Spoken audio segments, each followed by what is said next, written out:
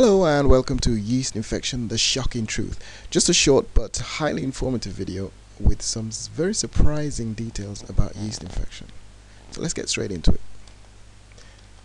First of all, did you know that about 90% of the population actually has Candida yeast infection? And of that 90%, 40% of those people actually do absolutely nothing about it. So what happens to the other 60%? Well, of those, most people usually try to use some kind of conventional over-the-counter yeast infection medications such as antibiotics, or they'll try to change their diet, usually without any kind of success. In fact, 95% of the people who treat yeast infection actually end up worse than when they started.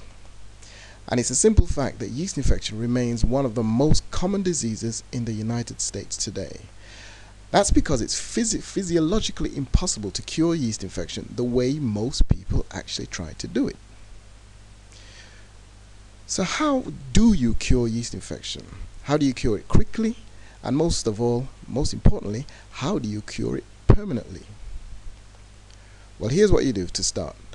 Go over to cureyeastinfectiontoday.com. That's cureyeastinfection2day.com.